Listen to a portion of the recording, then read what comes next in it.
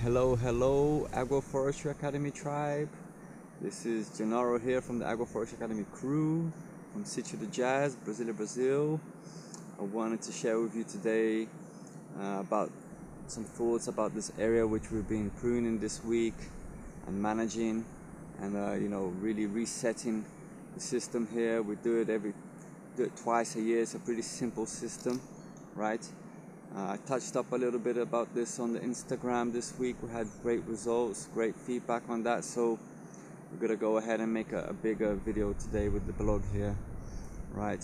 Really want to talk about the processes of life and how through processes of life you can achieve results with no input, external input, with no external manure, with no external, medicines and little fancy nutrients and things that you buy from the shops, right? So this area here was planted in October 2016, so it's not yet 3 years old, right? Basically it's an area where we have coffees, right? At the understore layer, coffees, we have some bananas, and we've got the eucalyptus at the top with some citrus, palm hearts, some acais, siriguelas, acerolas, some other berries and fancy fruits that we have. This was basically planted from leftover seedlings that I was planting a bigger area with manure, with external input, and this was left over, these seedlings, and I thought, it's an opportunity to experiment, and I've had great results. First of all, this area here is maybe about 40 meters by 25, 40 by 20 maybe, something like that. I had this area here for a couple of years where it's just native, just bush, and I went ahead and I planted some Mexican sunflowers here, right? At the edge here, you'll see that the legacy of the Mexican sunflowers are still around. Today I still trim them and feed them to the cows and things like that. You can see here the Mexican sunflowers. As you can see, there's hardly any flower because we're constantly pruning and managing and using the resources. There's a few other flowers there. Basically, how were we able to plant this without any external input, using the power of the Mexican sunflower? What does it have for me? Yeah, it's full of nutrients. It's very rich with minerals, many types of minerals and protein, and very rich for mulching, right? But more interesting than that is that it's an invasive plant. People are scared of it. I want to talk about invasive plants now, because people are scared of planting and then things that aren't native, right? But sometimes a native species is not vigorous enough to recover ecosystems. Sometimes we just need to know what's best for the soil and bring in exotic species to do that hard work. And usually the species which is able to produce enough matter to recover ecosystems, they're usually considered invasives and dangerous. So this is something for us to reflect upon. Really, with agroforestry, we want to produce the most amount of organic matter in the least amount of time. So we're constantly looking for what species can do that for us. This is a question. In your region, what species produces the most amount of organic matter in the shortest amount of time? In most cases, the answer will be an invasive species, which is considered a villain. In most cases, the answer for that blessed, the one who can recover the ecosystem, is bad thought of. Sometimes it's exotic, it's not native, and people are scared of that. Sometimes, you know, people just had bad experiences, but that's because they've not been managing properly the resource that it's producing. So if you can manage this resource that you produce, it becomes real valuable organic matter. It becomes material capable of recovering ecosystems. All right, so the Mexican sunflower, I introduced it here. It was here for 2 years, growing large 3-meter stems, and twice a year I'd come with a small tractor and I'll just bring it all down. You know, it wasn't even expensive. I didn't even have to come in with manual labor. It's a little tractor, very small area, half hour. Twice a year I just bring it all down to the ground, and I let it really thrive, really close up with the Mexican sunflower. You know, an agronomist, they're telling me like, don't do this, oh my god, don't do that, oh my god, don't introduce that. You know, I actually planted this in my house. I actually brought it and planted it here. Okay, so for 2 years I was bringing it down. I brought it down say 4 or 5 times, and then I thought, alright, now I must have a soil which I can start working with. Soils here are really acid, really that poor, rich, acid, red, sorry, not rich, red, poor, acid, red soil. Through this work with the Mexican sunflower, I managed to, you know, better that soil so I can have a starting point.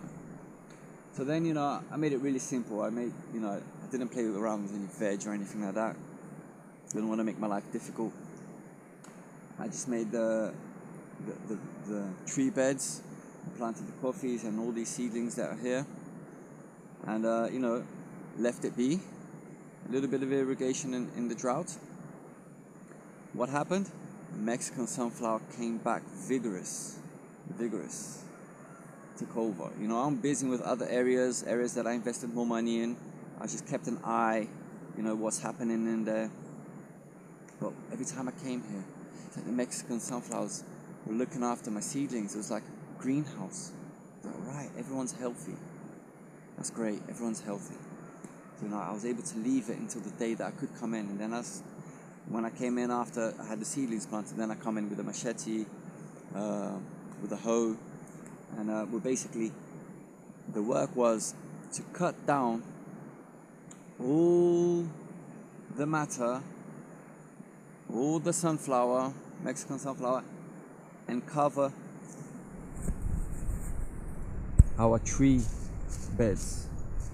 So really, initially, all we needed to do is to block the growth of the sunflower in the tree bed immediately. So all the material from the corridor, that large amount, 3 meters worth of sunflower, would be brought over and laid down on the tree bed. So by doing this, I was able to stop the growth where I had my seedlings and allow the growth in the corridor.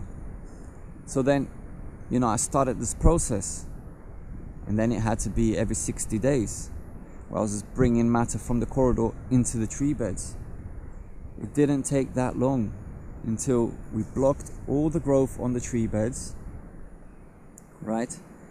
And you know, as you can see, once the trees grew and everything, the Mexican sunflower removed itself. They said, all right, thank you very much, I'm not from here anymore, because it's there for a purpose. It's there to recover ecosystems. It's there to take over degraded areas and transform them. So once I have next layer trees working, the bananas and the eucalyptus and the citrus, you know, saying, excuse me, it's our time to shine now, it removes itself. And now, you know, other native grasses started appearing in the corridor. So we have very little Mexican sunflower nowadays. If we walk around, we'll find something. We'll find a little glimpse of it. By the looks of it, I need to look for it. It's not even here anymore. It's been 2 years only. This was a field of it. You know, I'm looking for it. I know there is. Because, you know, oh, there it is. That's how weak it is now. Look at that. This is the legacy, look. This is a stem from it. This is a stem. So right now, what we're left with is grass to cut. And as you can see, we keep on in the same system. We've cut the grass. We've covered our tree beds with the native grass. Alright, this is brachiara. Okay, and now we're able to also produce matter from the eucalyptus, bring it down. As you can see, we've skeleted down the eucalyptus, really radical pruning, and we're not only covering now the tree beds, but we started spreading it to the borders of the tree bed, so we can start now benefiting the corridor as well. Initially, we wanted to really consolidate that tree bed, but now we're gonna start thinking of consolidating the corridors. I have no problem with this invasive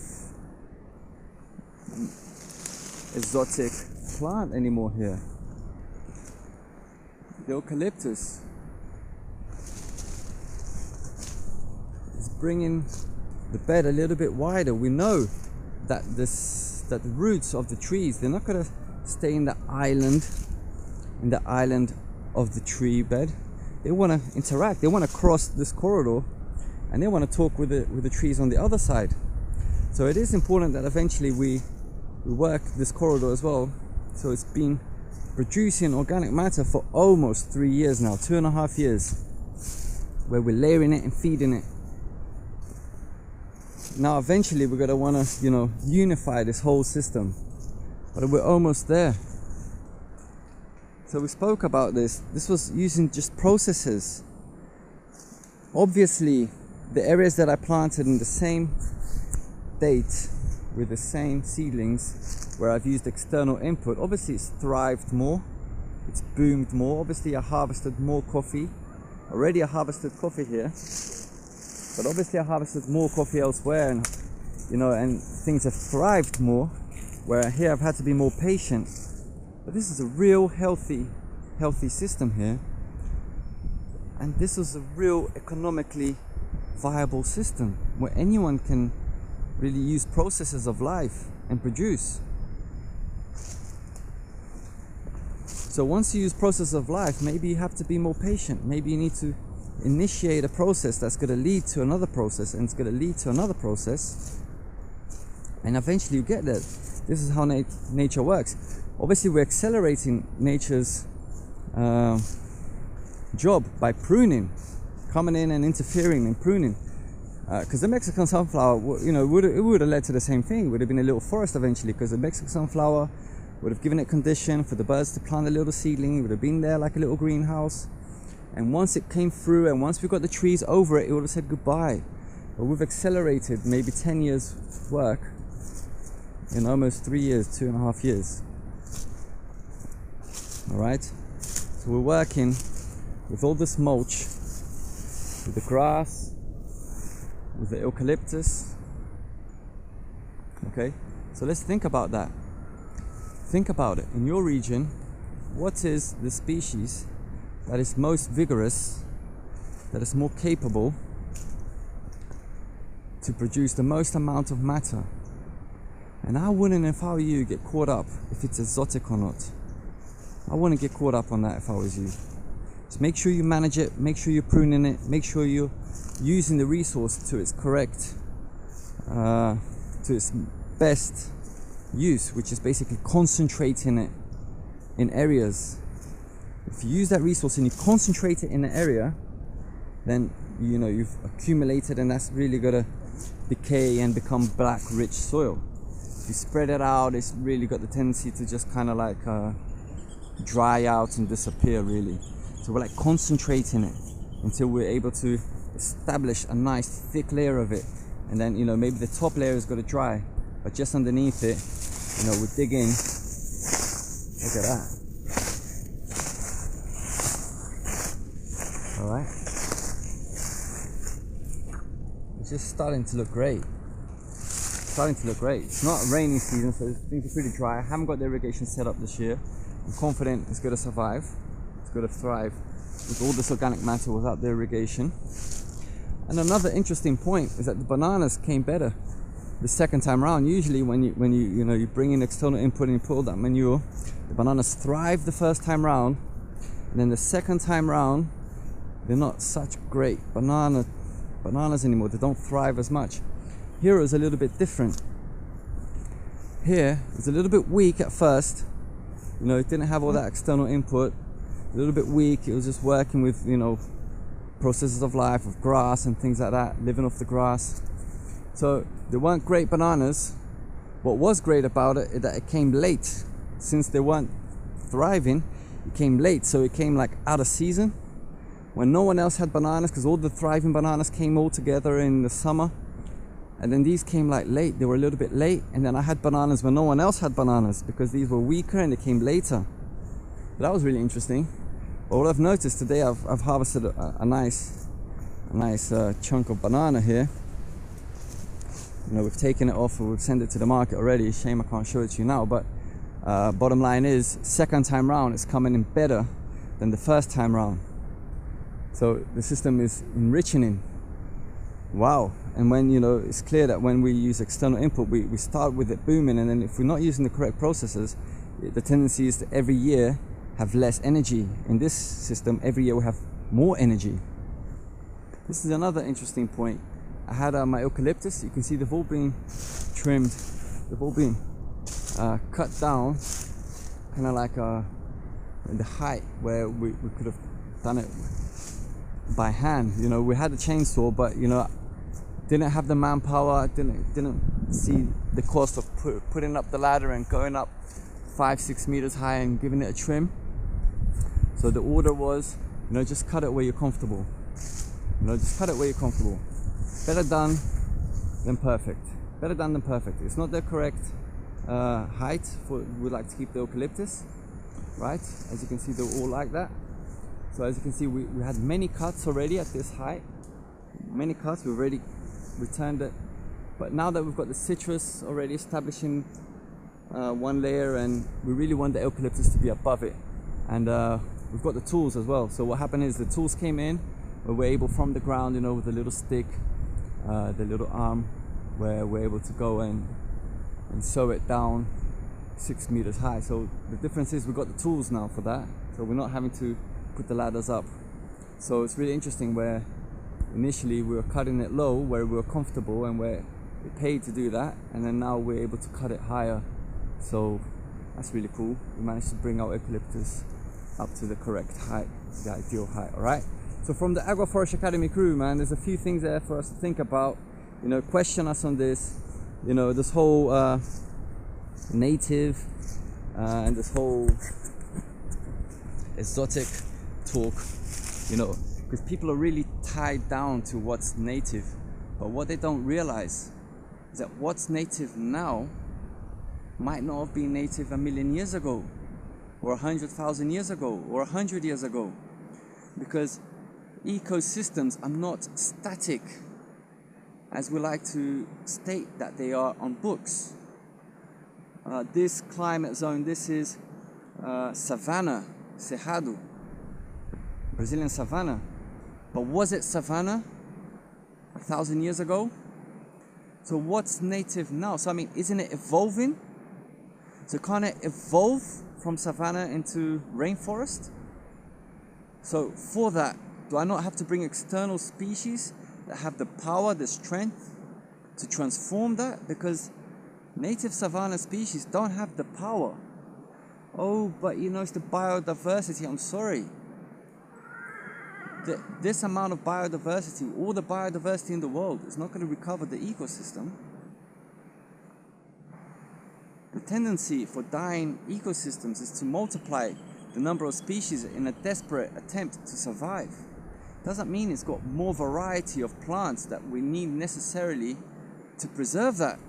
If it's not abundance, if it's not producing food, if it's not producing healthy soils.